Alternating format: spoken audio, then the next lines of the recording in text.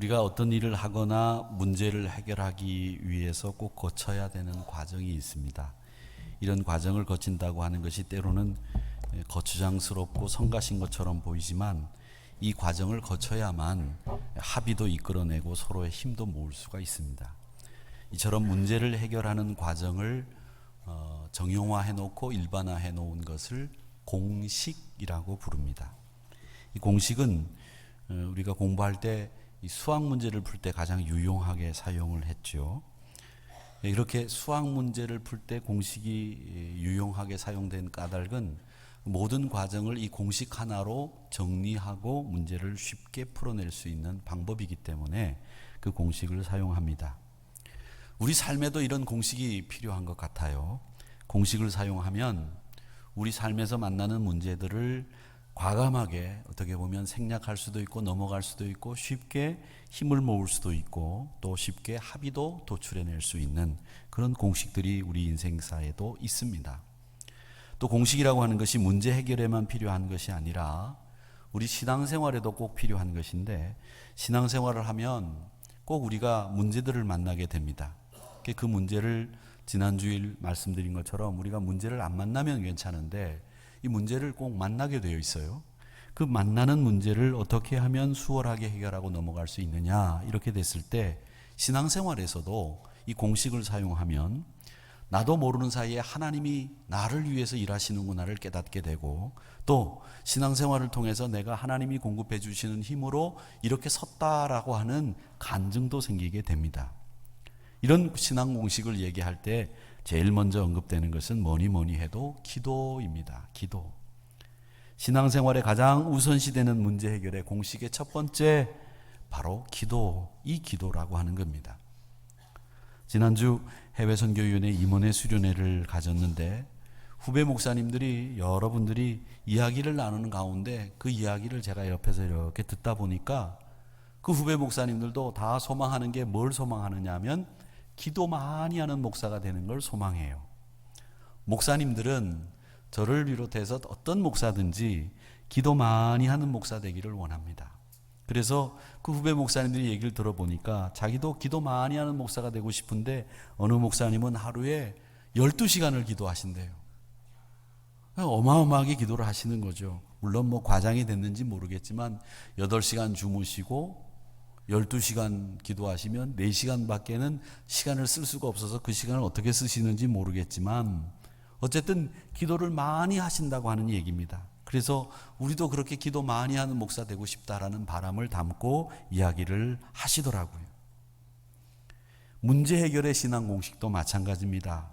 여러분, 이 공식은 저나 여러분에게 똑같이 통용되는 공식인데 그 공식의 첫 번째는 뭐냐면 기도입니다. 기도.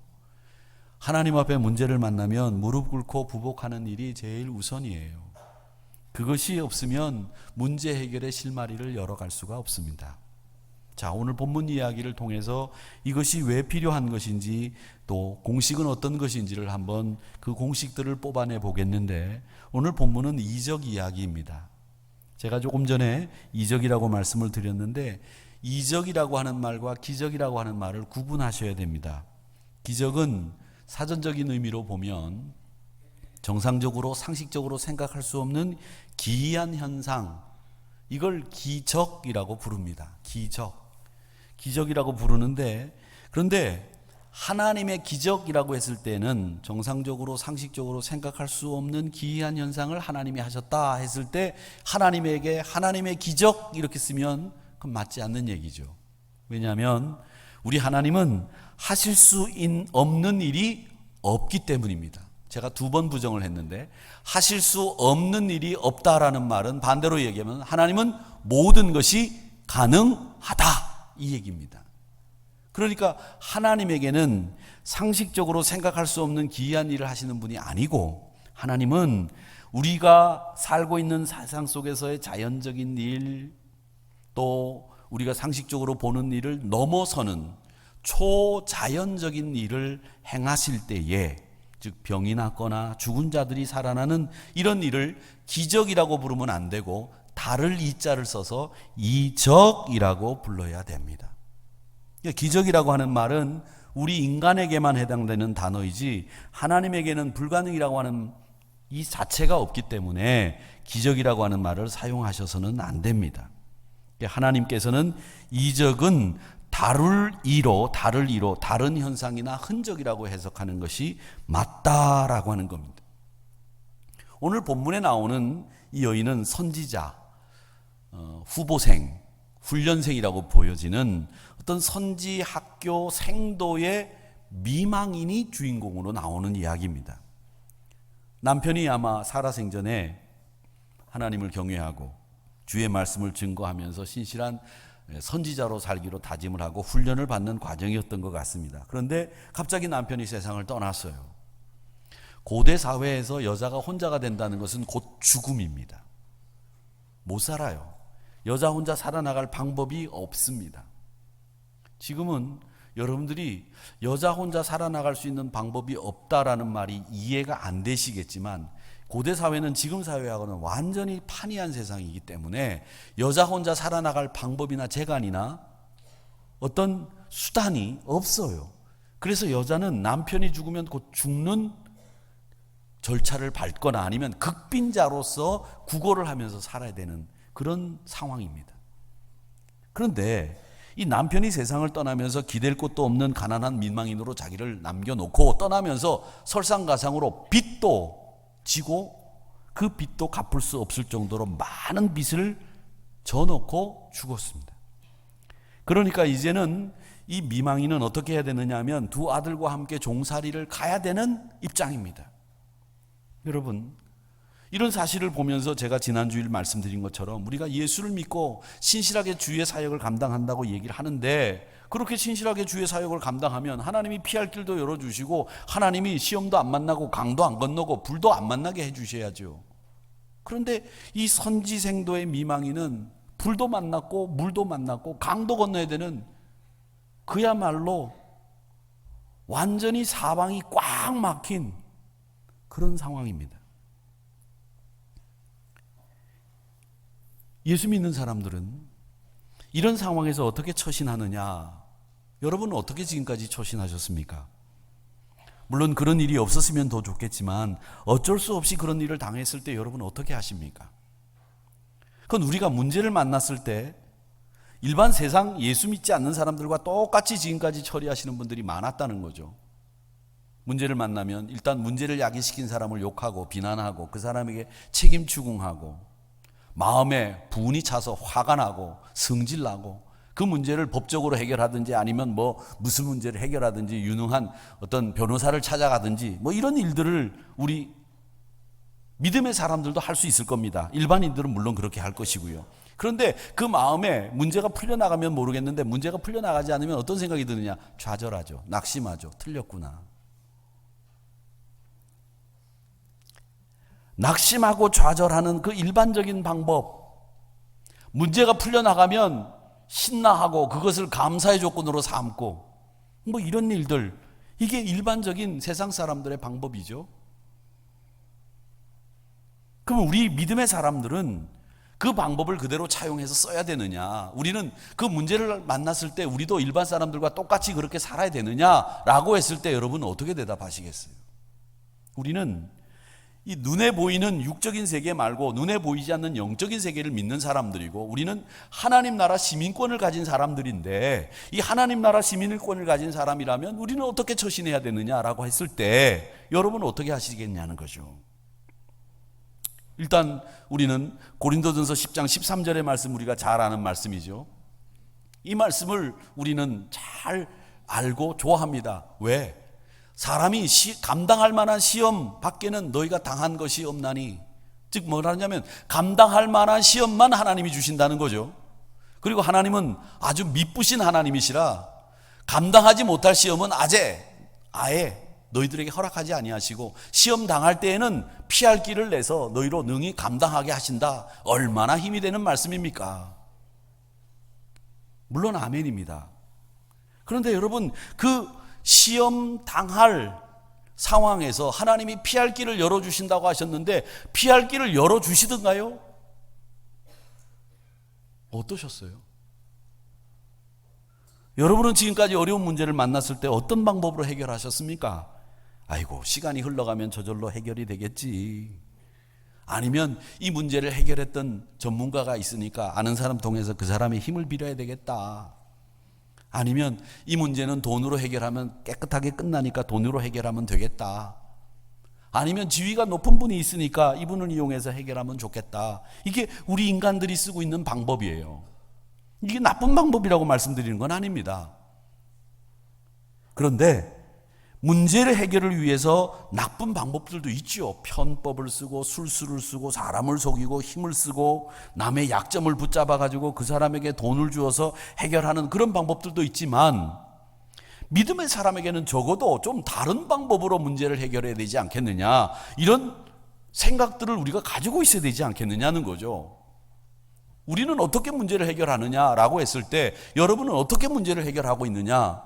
예, 저는 이렇게 문제를 해결하고 있습니다. 말씀하실 수 있어야 되겠죠. 오늘 그 이야기를 이 열왕기하 4장에 나오는 선지생도의 미망인을 통해서 우리가 그 문제 해결의 공식을, 우리 그리스도인다운 문제 해결의 방법을 우리가 가져보자, 우리가 터득하자, 그렇게 살자, 이겁니다. 오늘 1절의 말씀에 보면 먼저 엘리사에게 이 선지생도 미망인이 부르짖어라는 말을 하고 있습니다. 한 여인이 엘리사에게 부르짖어 이르되, 부르짖었다는 말은 여러분 기도한다라는 말과 동일하게 사용된다는 것을 아실 겁니다. 부르짖었다는 말은 문제를 만났을 때 이 여인은 기도했다는 거죠. 근데 기도를 엘리사 선지자를 만났을 때만 기도한 것이 아니라 그동안 줄곧 이 문제를 놓고 기도해 왔다는 거예요. 선지자는 하나님의 대리자입니다. 그래서 하나님의 대리자인 엘리사에게 부르짖었다는 말은 그동안 계속 기도하다가 선지자인 엘리사를 만났을 때 더 뜨겁게 간곡하게 기도 부탁까지 하면서 하나님 앞에 기도했다는 얘기죠. 기도는 문제를 만났을 때 가장 시급하게 여러분들이 먼저 하나님 앞에 해야 하는 일입니다. 이건 아무리 강조해도 지나치는 법이 없는, 우리가 문제를 만났을 때 하나님이 주시는 첫 번째 메시지는 뭐냐? 엎드려라, 이겁니다. 기도는 우리가 너무나 잘 알고 있는 신앙의 요소이지요. 기도를 어떻게 해야 되는지 제가 여러분들에게 여러 차례 말씀을 드렸습니다. 기도의 5손가락을 말씀드리지 않았습니까? 하나님을 찬양하고, 하나님께 감사하고, 중보하고, 회개하고, 간구하자. 이 기도의 5손가락의 원칙에 의해서 기도문을 만들고 여기에 의해서 기도하시면 됩니다. 여러분, 대표 기도를 처음 해보신 적이 있으십니까? 일어나서 대표 기도할 때 입이 떨어지던가요? 그렇게 기도할 때 여러분들에게 이 5가지 기도의 손에 의해서 찬양하고 감사하고 중보하고 회개하고 간구한다라고 하는 그 틀만 머릿속에 넣어두고 기도하시면 얼마든지 기도할 수 있습니다. 그런데 문제는 기도하는 것, 내가 어떻게 하는지, 기도의 요소가 뭔지 5개 손가락을 통해서 배웠는데 실제로 기도하는 일은 배우는 거하고는 전혀 다르다는 거죠. 기도는요, 체력으로 하는 게 아니에요. 젊음으로 하는 게 아닙니다. 기도는 즉 내 힘으로 하는 게 아닙니다. 기도는 성령의 능력을 공급받아 은혜로 하는 일인 줄 믿습니다. 내 힘으로 하면요, 기도가 잘 안 돼요. 다른 생각이 막 들어가요. 기도할 때 집중을 해야 되는데 이 나라고 하는 인간이 생각이 여러 가지가 있어요. 나라고 하는 사람이라는 것이 한 가지 생각만 하는 게 아니라 여러 가지 생각을 하기 때문에 그 여러 가지 생각으로 기도에 집중이 안 되는 거죠. 그래서 기도는 내 생각을 가지고 하는 게 아니고 내 힘으로 하는 게 아니에요. 기도는 성령의 능력을 공급받아 은혜로 하는 것이 기도입니다. 야고보서 4장 2절의 말씀에 보면 뭐라고 얘기하시는가 하면, 너희가 얻지 못하는 것은 구하지 않았기 때문에 얻지 못한 것이지 내가 응답하지 않아서 얻지 못한 것이 아니다, 그렇게 얘기하시는 거예요. 사랑하는 성도 여러분, 문제를 만났을 때 우리 모두 하나님 앞에 먼저 무릎 꿇읍시다. 기도합시다. 이게 우리 문제 해결을 하는 영적인 공식의 첫 번째 원리입니다. 무릎으로 사는 그리스도인이라고 하는 책에서 무명의 그리스도인이 등장을 합니다. 그 무명의 그리스도인이 이렇게 고백해요. 내가 신학을 공부하고 있을 때 성직을 준비하고 있었는데 갓 회심한 초신자 동료가 성경을 펼쳐들고 뛰어들어왔다는 거예요. 얼굴에는 한쪽에는 희열이 있고 한쪽에는 경악스러운 얼굴 표정을 하고 들어왔는데 성경을 보면서 나에게 이걸 믿느냐고, 이게 사실이냐고, 뭘 믿는다는 거냐고 그렇게 물어보는데 거기에 뭐가 쓰여 있느냐? 마태복음 21장 21절 22절의 말씀이 기록되어 있는 거예요. 만일 너희가 믿음이 있고 의심하지 아니하면, 믿음이 있고 의심하지 아니하면 너희가 기도할 때 무엇이든지 믿고 구하는 것은 받은 줄로 믿어라. 그거예요. 여러분 이것을 믿으십니까? 그래서 이 무명의 그리스도인은 대답했습니다. 나는 물론 믿는다. 왜 우리는 문제를 만났을 때 좀 더 기도하려고 하지 않을까? 우리는 문제를 만났을 때 좀 더 기도해서 그분의 사랑과 능력을 맛보아야 된다. 그렇게 이야기하는 순간에 자기도 자기 마음속에 그런 확신이 확 들어온다는 거예요. 그리고 무릎을 꿇었다는 거예요. 여러분, 문제를 만났을 때 그 문제는 하나님이 기도하라고 하는 엄한 명령을 내리셨다라고 생각하시고 무릎을 꿇는 것이 우리 문제 해결의 영적인 공식 첫 번째입니다. 여러분이 기도하겠다고 하는 고백과 결단만 하셔도 하나님은 나에게 너무나 좋은 것을 주실 줄로 믿습니다. 그 결단만으로도 좋은 것을 주시는 하나님이세요. 그게 하나님의 사랑이고요. 그래서 여러분, 우리가 문제를 만났을 때 기도를 해야 되겠는데, 우리가 문제를 만나면 머릿속에다가 복잡한 생각을 하잖아요. 고민합니다. 저도 그래요. 문제가 생기면 고민해요, 고민. 근데 그 고민을 아무리 해도 그 고민이 문제 해결의 실마리를 제공하지 못하더라고요. 제공하지 못해요. 그래서 이 고민을 기도 제목으로 바꾸셔야 됩니다. 여러분 머릿속에 있는 고민을 기도 제목으로 바꾸세요. 그렇게 되면 한숨이 변하여 찬송이 되는 거예요. 불평이 변해서 감사가 되는 거예요. 그런데 우리는 이 고민을 머릿속에만 두고 기도 제목으로 안 바꿔. 그리고 하나님 앞에 이 문제가 해결되기 위해서 기도는 왜 안 하겠어요? 하시겠지요. 그런데 하나님 도와달라고만 하지 이 문제를 하나님이 끌고 가셔서 하나님이 해결하세요 맡기지를 못한다니까요. 내가 해결하려고 하지. 그건 뭐냐면 기도 제목으로 바꾸지 않았다는 거예요. 그냥 내가 지금 끌어안고 있는 거죠, 문제를. 내 고민으로. 마가복음 10장에 보면 디메오의 아들 바디메오가 나옵니다. 이 바라고 하는 히브리 말은 아들이라는 뜻이에요. 그래서 영어로 따지면 뭐 누구누구 주니어 이런 뜻이에요. 왜 미국 사람들은 아버지 이름 앞에 주니어를 붙여서 자기 이름을 짓기도 하잖아요. 바디메오는 디메오의 아들 이런 뜻인데, 이 바디메오가 눈이 안 보이는 사람이었습니다. 주님이 지나간다는 소리를 듣고 주님 앞에 소리를 질렀어요. 다윗의 자손 예수여, 소리를 확 질렀습니다. 주님이 뭘 원하느냐? 눈뜨기를 원합니다. 주님의 음성이 들리고 주님이 그를 눈뜨게 하셨어요. 여러분, 부르짖어야 주님의 음성이 들리고 우리 문제가 해결되는 거예요. 마찬가지로 선지생도의 미망인도 부르짖음으로 자기의 문제를 해결하려고 했습니다. 부르짖어야 됩니다. 가장 먼저 해결해야 될 영적인 공식, 먼저 엎드리자, 기도하자.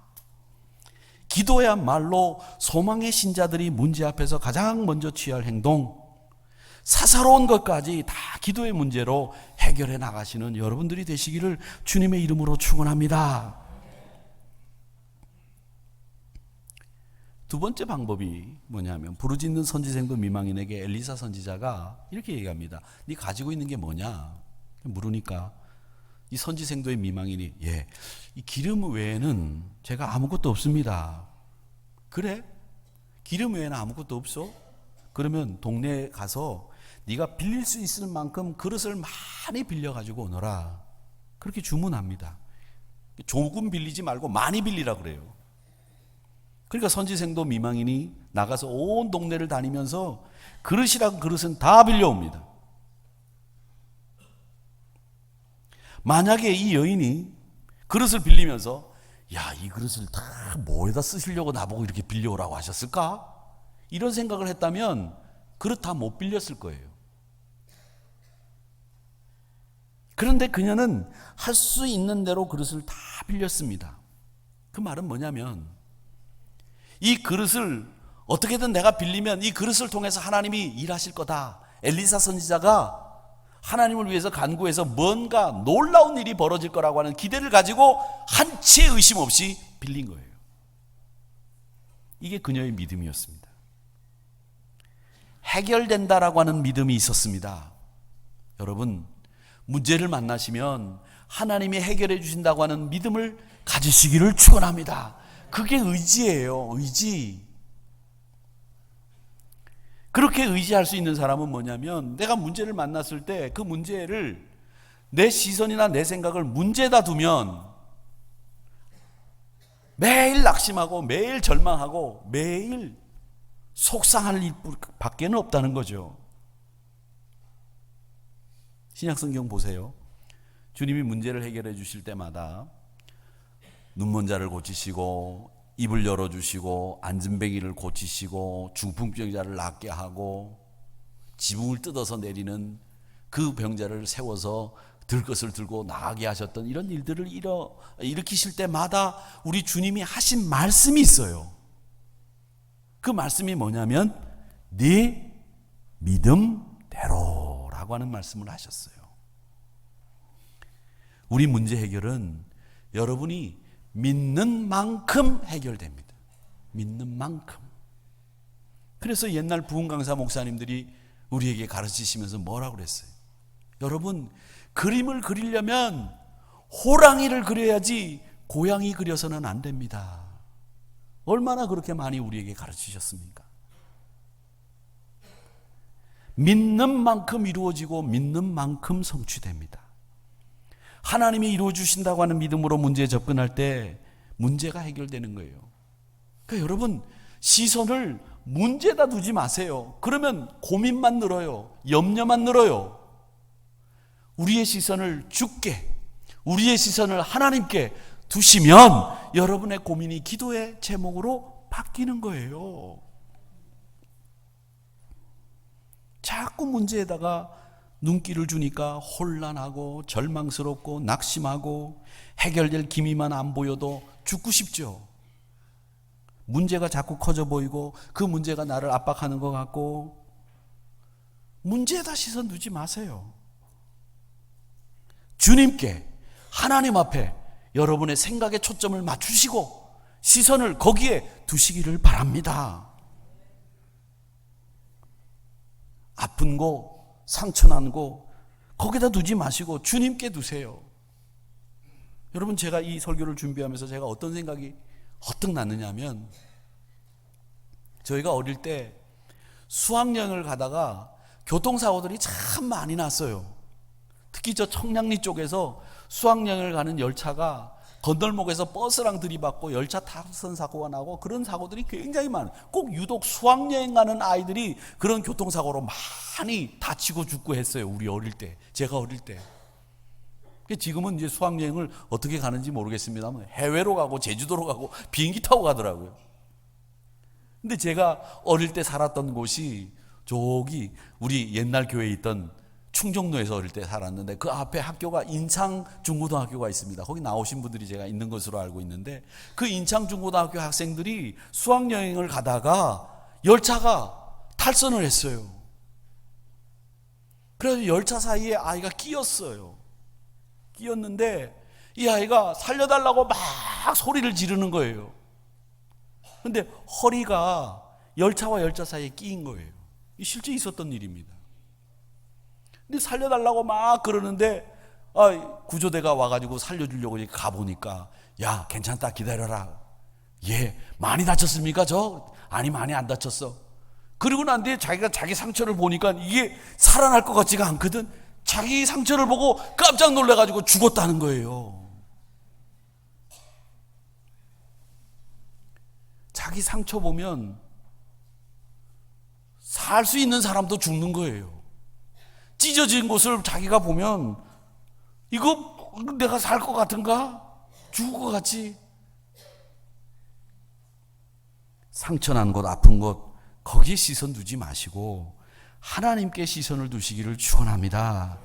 믿음의 사람들이 바라봐야 될 곳이에요.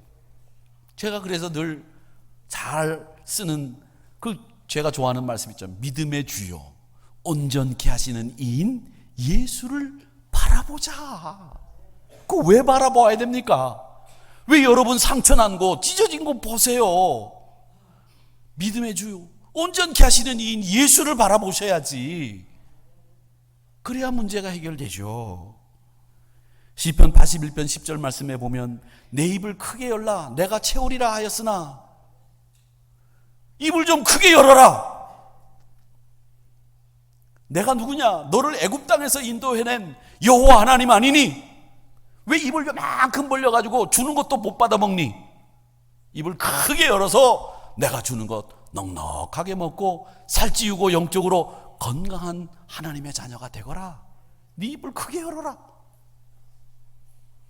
사랑하는 성도 여러분, 믿음의 입을 크게 열고 기도하시기를 축원합니다. 하나님을 기대하세요. 그리고 시선을 여러분의 상처난 곳, 찢어진 곳, 문제 있는 곳에 두지 마시고 제발 믿음의 주여 온전케 하시는 이인 예수를 향해서 여러분의 시선을 두시기를 축원합니다. 그럴 때 풍성함을 맛보고요. 그럴 때 우리의 문제가 해결되는 거예요. 이 선지생도의 미망인이 그릇을 빌리면서 문제에다가 만약에 시선을 뒀다면 아이고 참 지금 그릇도 하나밖에 없는데 남의 그릇 빌려다가 뭐 하려고 그러시나? 여기에 뭘 하시려고 그릇을 있는 대로 다 빌리려고 하시나? 문제에 시선을 뒀으면 아마 그렇게 생각했을 거예요. 그런데 그녀는 문제에 시선을 두지 않았어요. 엘리사를 의지하고 하나님을 기대했기 때문에 많은 그릇을 빌리라는 말에 그대로 순종하면서 빌렸다는 거죠. 하나님을 기대하시기를 축원합니다. 문제 해결의 마지막 신앙 공식이 뭐냐 하면 마지막 공식은 순종입니다. 아무리 내가 기도하고 시선을 주께 둔다고 하더라도 이 순종이 없으면 결과를 얻을 수가 없어요. 우리가 문제를 해결하고 소망의 신앙을 갖기 원한다고 한다면 여러분 제일 먼저 점검해야 될 게 뭐냐? 내가 말씀에 순종하고 있느냐? 이걸 점검하셔야 돼요. 문제 해결이 안 된다고 하면 그 문제 해결이 안 되는 이유 중에 가장 큰 원인은 순종입니다. 하나님은 우리가 기도를 시작하면 그리고 문제의 시선을 두지 않고 하나님 앞에 시선을 두기 시작하면 문제 해결의 방법을 주시기 시작하는데 그 보여주시는 방법에는 한 가지 과정만 잘 처리하면 됩니다. 그게 뭐냐? 순종의 과정만 잘 처리하면 되는 거예요. 그런데 거기서 막히는 거예요. 기도는 했어요. 하나님을 기대해요. 시선을 주께 둬요. 그런데 거기서 딱 부딪히는 게 순종의 문제예요. 왜? 아직도 내가 살아있거든. 내가 이 문제를 해결할 수 있다고 생각하거든요. 내 능력이라면 혹은 나를 도와주는 사람이라면 내가 이 문제를 해결할 수 있다고 생각하면서 내가 거기 개입하거든요. 말씀에 순종하는 자리에 서지 않거든요. 여러분, 기도하고 하나님 기대하고 시선을 주께 고대하는 일이 쉽겠습니까? 순종하는 일이 쉽겠습니까? 순종하는 일이 쉽겠다고 말씀하실 수 있겠지만 실상은 제일 어려운 게 뭐냐? 순종하는 게 제일 어려워요. 진짜 어려워요. 문제 만났을 때 여러분 순종하기가 쉬운지 아세요? 잘 될 때에는 순종하기가 쉬워요. 아이고 말씀대로 돼가지고 내가 아주 이 말씀대로 살았더니 그냥 복 받았다, 은혜 받았다, 아주 그냥 기분이 좋다, 기쁨이 넘친다, 더 순종해야지. 그런데 문제를 만나면 사람이 생각이 복잡해지고 혼란스러워지기 때문에 그 순종의 자리에 갈 때 이게 정말 될까? 의심부터 생기기 때문에 순종이 제일 어렵단 말이에요. 하나님 의지하고 기대한다고 하지만 이 순종이라고 하는 과정을 넘어서야 됩니다. 이 순종의 과정을 넘어가지 못하고 안타까움을 당한 사람이 누구냐? 사울이지 않습니까? 이 사울은 잘 나가던 왕이에요. 누가 봐도 왕이라고 생각할 만한 그런 사람이 사울이었습니다. 그런데 사무엘 선지자에게 책망받잖아요. 순종하지 않는 사울 왕을 가리켜서 하나님 뭐라고 그러십니까? 보세요. 사무엘상 15장 22절 23절에 보니까 사무엘이 이르되 여호와께서 네가 번제와 다른 제사를 하나님 앞에 드렸는데 그 번제와 다른 제사를 하나님이 좋아하시는 줄 아느냐? 아니야. 하나님의 목소리를 청종하는 것을 좋아하심. 그걸 왜 모르니? 그러시면서 순종이 제사보다 낫고 하나님의 말씀을 듣는 것이 수양의 기름보다 낫다고. 그런데 너는 점치는 것 같이, 완고한 것 같이, 우상에게 절하는 것 같이 그런 죄를 저질렀다. 그게 뭐냐? 순종하지 않았다는 거죠. 그 순종하지 않음을 하나님은 우상에게 절하는 거, 점치는 거, 완고한 거 똑같다는 거예요. 여호와의 말씀을 네가 순종하지 않고 버렸기 때문에 너도 왕이 되지 못하게 할 것이다. 사랑하는 성도 여러분, 마지막 문제 해결의 방법이 순종입니다. 이 순종까지 잘 통과하셔서 2020년 여러분들이 만나는 문제가 혹여 있다고 할지라도 그 문제를 잘 해결하셔서 산 소망의 주인공들이 여러분 되시기를 축원합니다. 그래서 이 문제 해결의 공식이 영적인 공식이 나온 겁니다. 기도하자, 하나님을 기대하자, 시선을 주께 두자, 그리고 순종하자. 이 공식이 문제 해결을 하는 영적인 공식이에요. 열왕기하 4장에 나오는 선지생도 미망인을 통해서 우리가 받는 성경적인 영적 문제 해결의 공식. 영적인 세계가 해결돼야 보이는 세계도 해결이 되는 거죠. 그러기에 여러분 기도하시고 하나님 기대하시며 여러분의 시선을 주께 두고 순종하시는 이 문제 해결의 영적 공식을 머릿속에 잘 넣어두셔서 여러분 어떤 순간마다 문제 해결에, 모든 문제 해결에 제가 늘 말씀드린 것처럼 열리고 뚫리고 풀리는 역사가 일어날 줄로 믿습니다. 이 영적 공식을 통해서 기도 응답받고 승리하시는 길을 걸어가시는 저와 여러분이 되시기를 주님의 이름으로 축원합니다.